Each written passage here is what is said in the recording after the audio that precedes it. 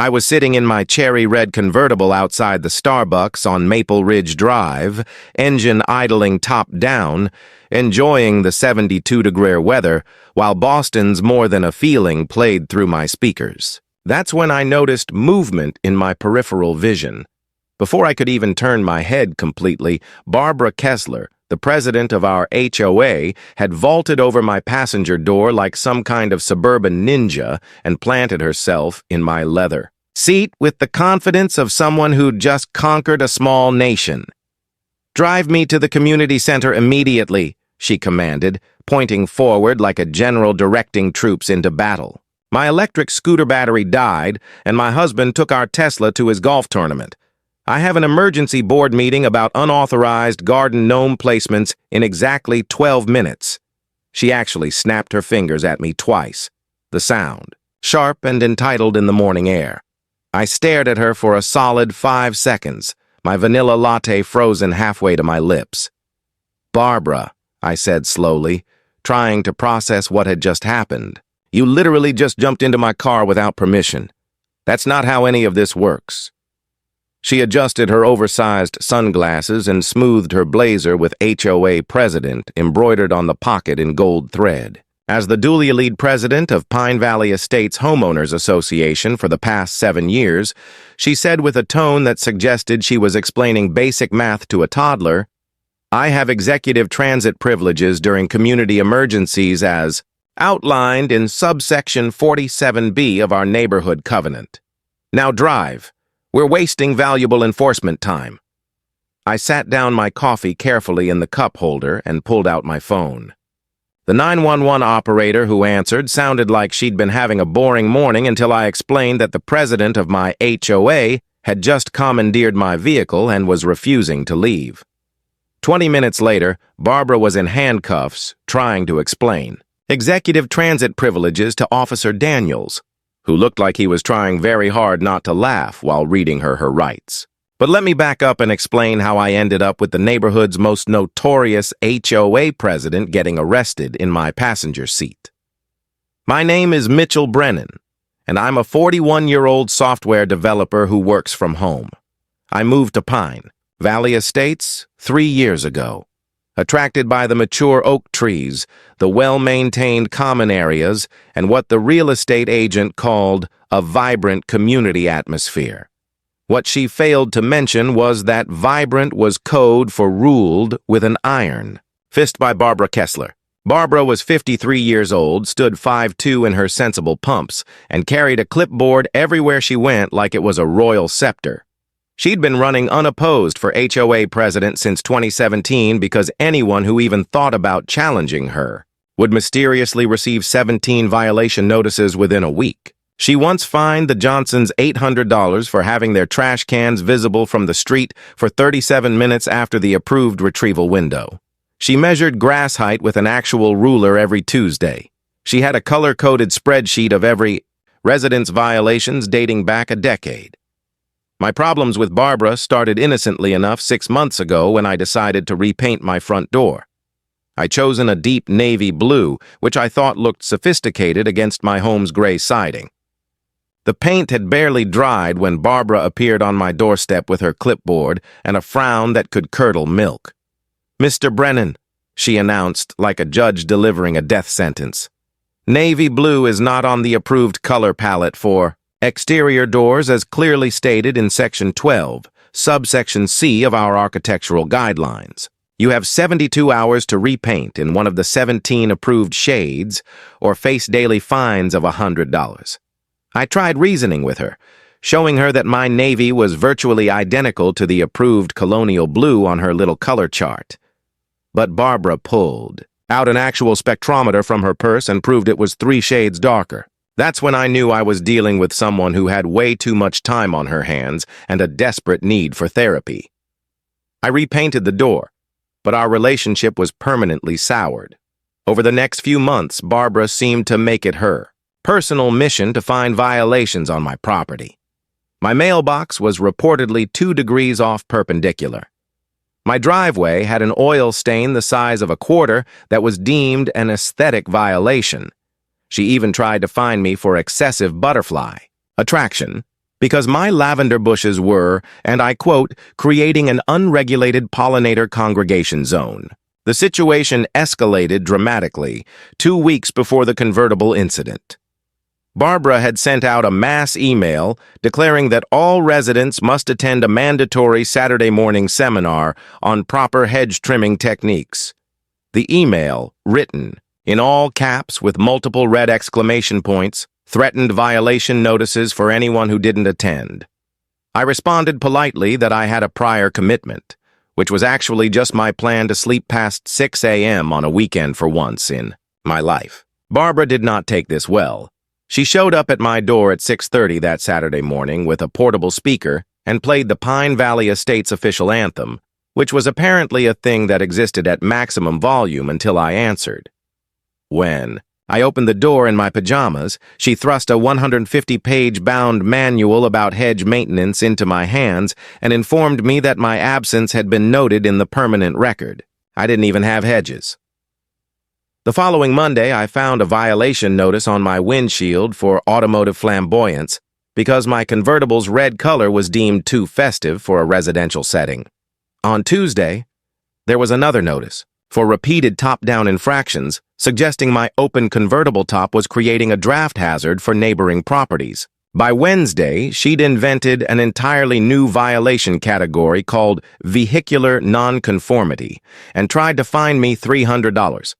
I started keeping a folder of all her ridiculous notices, partly for potential legal action, but mostly because they were so absurd they were almost entertaining. My favorite was a citation for nocturnal luminosity excess because my porch light was apparently 5 watts over the recommended brightness guidelines. She'd actually come to my house at 10 p.m. with a light meter to measure it. The day before the convertible incident, Barbara had sent out another mass email, this time announcing Emergency Protocol 7, which nobody had ever heard of. According to her email, this protocol granted the HOA board emergency powers during what she called periods of community aesthetic crisis. The crisis in question was that the Garcas had planted pink roses instead of red ones, and apparently this threatened the entire visual harmony of our neighborhood. This brings us back to that fateful Thursday morning when Barbara decided my convertible was her personal Uber. After she jumped into my car and demanded I drive her to the community center, I'd remained remarkably calm. I slowly reached for my phone while she ranted about the importance of her emergency board meeting. She was so focused on explaining her fictional transit privileges that she didn't even notice me dialing 911 until I was already talking to the dispatcher. "Hello?" I said in my most pleasant voice while Barbara's face turned an interesting shade of purple. "I'd like to report a trespassing and attempted vehicle theft in progress at the Starbucks on Maple Ridge Drive. The perpetrator is currently sitting in my vehicle, refusing to exit." I made eye contact with Barbara as I continued. She's about 5'2", gray hair in a bob cut, wearing a navy blazer with HOA president embroidered on it. "Yes, I'll stay on the line." Barbara's voice rose to a pitch that probably scared nearby dogs. "You cannot call the police on me," she shrieked. "I am a duly elected official conducting official HOA business." She actually tried to grab my phone, but I held it out of her reach. "This is mutiny. This is insurrection. I'll have you expelled from Pine Valley Estates." "Ma'am," I said calmly, still talking to the dispatcher. "The perpetrator is now attempting to assault me and take my phone. Please send officers immediately." "Yes, I feel threatened." "No, she does not appear to be armed unless you count a clipboard as a weapon." 2 police cruisers arrived within 8 minutes, which had to be some kind of record. Officers Daniels and Ramirez approached my vehicle with a kind of caution usually reserved for actual dangerous criminals, which seemed excessive given that Barbara's most lethal weapon was her ability to cite municipal codes from memory. Officer Daniels, a tall man with kind eyes and a mustache that belonged in the 1980s, leaned against my driver's side door. "Good morning, sir," he said professionally. "You reported someone trespassing in your vehicle?" I nodded and pointed at Barbara, who had her arms crossed and was glaring at everyone within a 50 FFT radius. Officer Daniels walked around to the passenger side. Ma'am, I need you to exit the vehicle immediately. Barbara straightened her blazer and lifted her chin defiantly. Officer, she began in her most condescending tone, I am the president of the Pine Valley Estates Homeowners Association, and I have full authority under subsection 47B of our community guidelines to requisition resident vehicles during declared emergencies. She actually pulled out a laminated card from her purse and waved it at him. I have jurisdiction here. Officer Ramirez, who looked about 12 years old but was probably 25, had to turn away to hide his smirk. Officer Daniels maintained his composure admirably. Ma'am, that's not how the law works. HOA rules don't override state and federal laws. You need to exit this gentleman's vehicle immediately or you'll be placed under arrest for trespassing. Barbara clutched her clipboard to her chest, like a shield. This is a conspiracy, she declared loud enough for the growing crowd of onlookers to hear. Mr. Brennan has been conducting a campaign of violations against our community standards, and now he's weaponizing law enforcement against legitimate HOA activities. She turned to the crowd. You all know me. I've maintained property values in this neighborhood for 7 years. Ma'am, Officer Daniels said with the patience of a saint, this is your last warning. Exit the vehicle voluntarily, or you will be removed and arrested. Barbara responded by clicking her seatbelt firmly into place and gripping the door handle with both hands. Very well, Officer Daniels sighed. Ma'am, you're under arrest for criminal trespassing and attempted unauthorized use of a motor vehicle. What followed was perhaps the most dignified yet ridiculous arrest I've ever witnessed. Barbara refused to unlock her seatbelt, requiring Officer Ramirez to reach across her while she shouted about violation of HOA sovereignty, which is definitely not a real thing. When they finally got her out of my car, she demanded they allow her to file a formal complaint against me with the HOA board before taking her to jail. Officer Daniels informed her she could file all the complaints she wanted from the police station. As they placed her in handcuffs, Barbara maintained her composure enough to shout instructions to the gathering crowd. Contact Vice President Reynolds, she called out. Tell him to implement Emergency Protocol 7 immediately. Document this illegal detention. Check subsection 47B. Several people were recording on their phones, but I'm pretty sure it wasn't for the reasons Barbara hoped. The story exploded on our neighborhood social media page within hours. Someone posted the video with the title, HOA President Attempts Grand Theft Auto Gets Arrested Instead, and it got over 300 comments in the first hour. Turns out I wasn't the only one who'd been victimized by Barbara's reign of terror. People started sharing their own stories of ridiculous fines and made-up violations. Tom Morrison posted about being fined for aggressive lawn maintenance because his grass was too green compared to his neighbor's. Sarah Kim shared a notice she'd received for unauthorized squirrel feeding because she had a bird feeder that squirrels occasionally visited. The Hendersons revealed they'd been cited for excessive holiday cheer for having their Christmas lights up until January 2nd, which was apparently 2 days past the acceptable festive period. The emergency HOA board meeting that Barbara had been rushing to was still held, but with a very different agenda. Vice President Reynolds, a mild-mannered accountant who'd only taken the position because nobody else would, called the meeting to order in Barbara's absence. The first item on the agenda was Barbara's immediate suspension pending criminal proceedings. The vote was unanimous, including from board members who'd been too terrified to oppose her before. I was asked to testify at a special board hearing the following week. I brought my folder of ridiculous violations, including the automotive flamboyant citation and the nocturnal luminosity excess notice. I also presented security camera footage for my doorbell camera showing Barbara measuring my grass with a ruler at 5 a.m. on multiple occasions. The board was horrified to learn about Emergency Protocol 7 and Barbara's claimed transit privileges, neither of which existed in any actual HOA documentation. The criminal case moved forward over the next 2 months. Barbara hired an expensive lawyer who tried to argue that she had implied consent to enter my vehicle based on community standards and practices. The prosecutor, a no-nonsense woman named Jennifer Park, presented it simply as breaking and entering into a vehicle, which is exactly what it was. Barbara's own emails and recorded statements about her executive transit privileges actually worked against her, showing clear intent to take my vehicle without permission. During the trial, more of Barbara's abuse of power came to light. She'd been embezzling HOA funds to pay for her spectrometer and other enforcement equipment. She'd created fake violations to generate revenue, pocketing some of the fines. She'd even used HOA money to hire a private investigator to follow residents she suspected of violations, which explained how she always knew when someone's trash cans were out 30 seconds too long.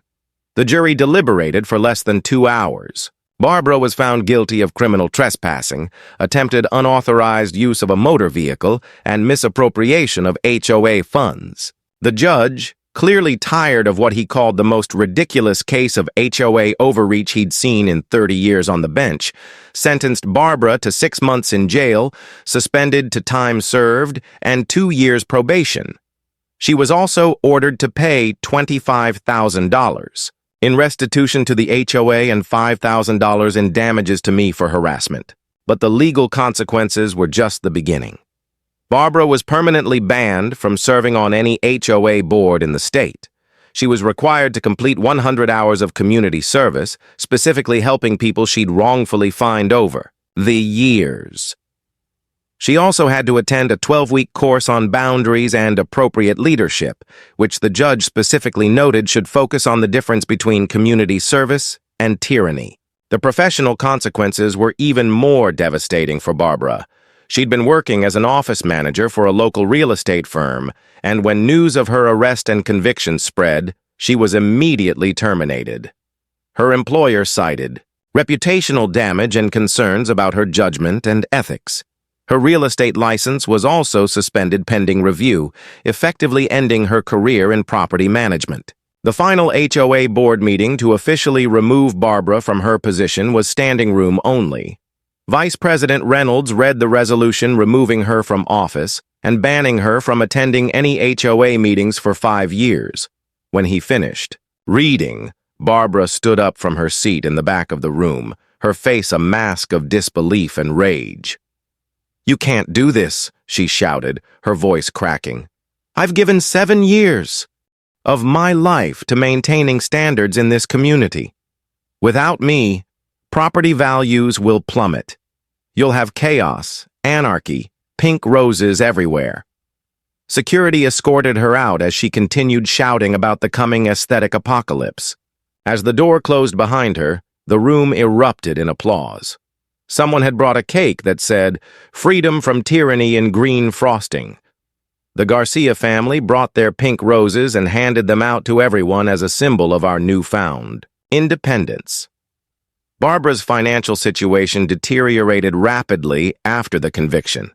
The $25,000 restitution payment wiped out most of her savings. The legal fees from her criminal defense attorney cost another $30,000. She had to sell her Lexus SUV and downgrade to a used Honda Civic. The ultimate irony was when she received a violation notice from the new HOA board for leaving her garbage, cans out past the retrieval window, a rule she herself had implemented. The fine was $50 and she had to pay it like everyone else. The last time I saw Barbara was at the grocery store 6 months after her conviction. She was working as a cashier, her HOA president blazer replaced with a polyester uniform and name tag. When she saw me approaching her checkout line with my groceries, her face went through several emotions in rapid succession, including anger, embarrassment, and finally, resignation. She rang up my items in complete silence until the very end, when she was required by store policy to ask if I'd found everything I needed. I simply nodded, paid, and left without saying a word. As I walked away, I heard her supervisor remind her to smile more with customers. The woman who once ruled our neighborhood with an iron fist was now being told how to do her job by a 20-year-old shift manager. She looked utterly defeated, her empire of citations and violations reduced to scanning barcodes for 8.50 cents an hour.